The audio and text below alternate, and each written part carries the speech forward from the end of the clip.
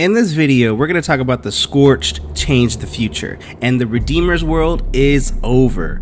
Alrighty then, this is a comic book review of The Scorched, issue number 46, brought to you by RatedComics. Let's get to it. So previously in The Scorched faced off against some of their greatest enemies, changing the future as Redeemer knows it. So we jump into this news broadcast where we're being watched over a laptop, live in a news station, and on a cell phone.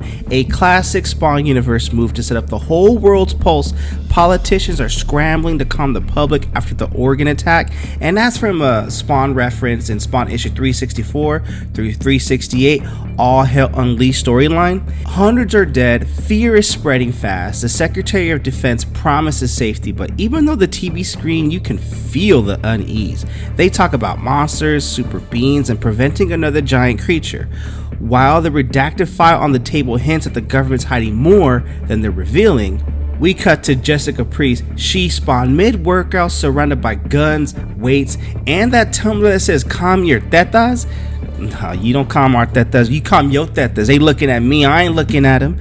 But anyway, she's not training, she's thinking. The political talk continues through her phone, connecting her world to theirs. And you can see the frustration in her eyes as the messages blare out about super beings cooperating. She knows it's propaganda. The narration nails it. Jessica's done hiding. She's hearing the world talk about her kind, and she's deciding how to respond. And you know your girl, she's got that smoke and she's ready for that, but she's got to be strategic with it.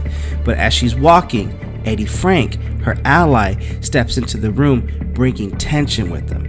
Their dialogue cuts right to the heart of this new era. The world wants meeting. Jessica wants survival. He says they should stay hidden, but she knows the truth. There's no hiding anymore. Humanity's fear is spreading faster than any monster. She spawns sharp, and her tone tells us she's not waiting for permission. And she's not going to calm her tetas no more. She's ready to take control of the narrative before someone else does. The argument heats up. Ed doesn't trust humanity, and who can blame him? But Jessica fires back. Doing nothing isn't an option. If they don't act, they'll be painted with the same brush as the villains. It's one of the most grounded exchanges in the series.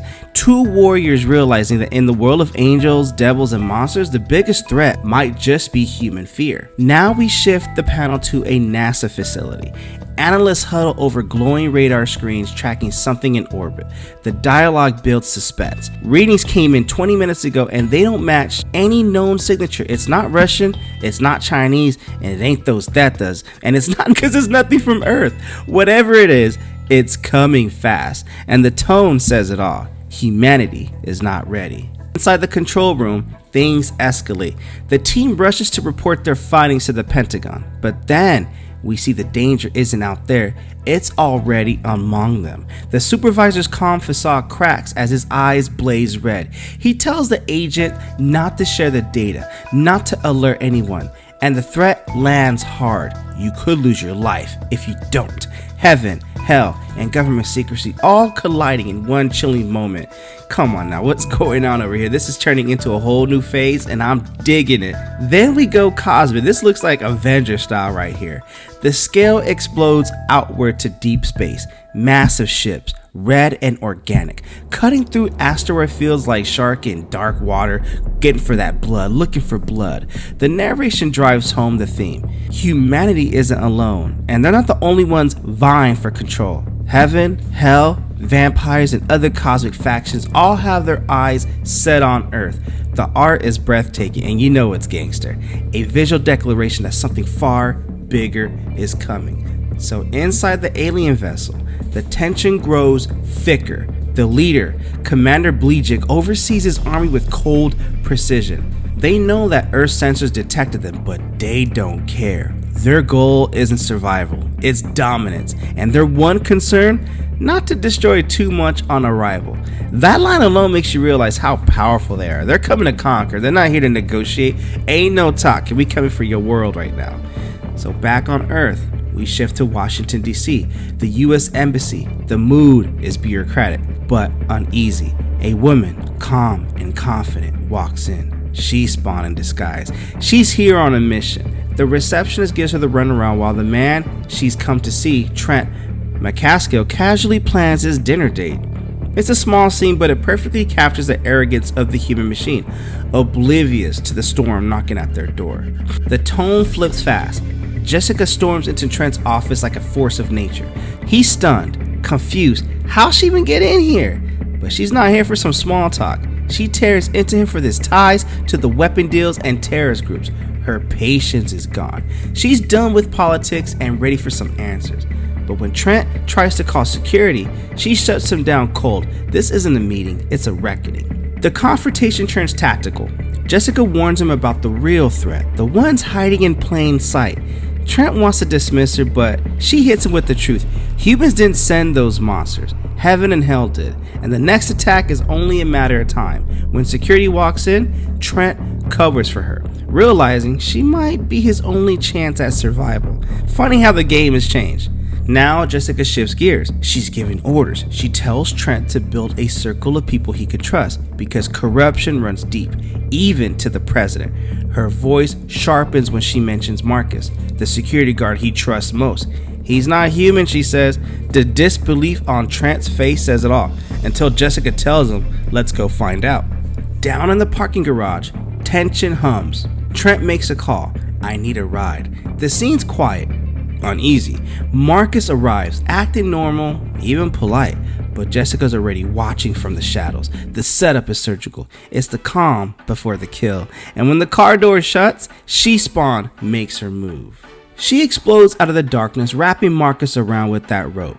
The look on Trent's face says everything. Shock, fear, realization. She forces Marcus to reveal himself, snarling, show him what you are. It's brutal, fast, and filled with Spawn-style vengeance. This isn't just a fight, it's a revelation.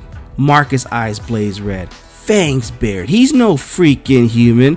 The truth hits Trent's heart, and before he can even process it, chaos erupts. The car smashes through the concrete, explosions lighting up the panel. She-Spawn has no patience left. The world lies are burning with that wreckage. The battle crashes into full view. The false angel launches at She-Spawn, but she's faster, deadlier. The captions call it perfectly. A predator playing possum, a hunter luring her prey closer. The choreography here is savage. Every strike feels like vengeance incarnate. And then the final blow. She-Spawn takes him apart piece by piece like, boy, you ain't trying to see me right now. The narration reminds us that heaven and hell always underestimate her kind, believing they are the only ones who matter. But Jessica Priest is proof that they might need to reconsider that.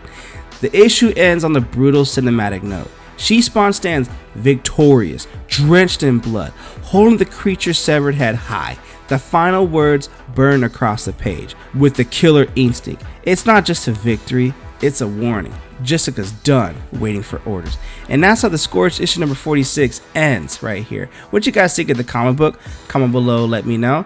Now, this kind of turns the Spawn universe on its head in a new direction, and I dig it. Jessica Priest isn't just fighting demons, she's trying to reshape the war itself. Humanity is losing control. Heaven and hell are closing in, and the Redeemer's world, yeah, it's over. Ever since he had those visions on how the Scorched ended when he came from futures past, if you will, to go back in time and change how the course of issue number 45 played out, because they should have died, but because they won, it altered the course of the future. So yeah, man, it's gonna be different now. If you're enjoying the content we're throwing up, you know what to do. Like and subscribe to RatedComics YouTube channel. With all that being said, thank you again for watching. Until the next upload.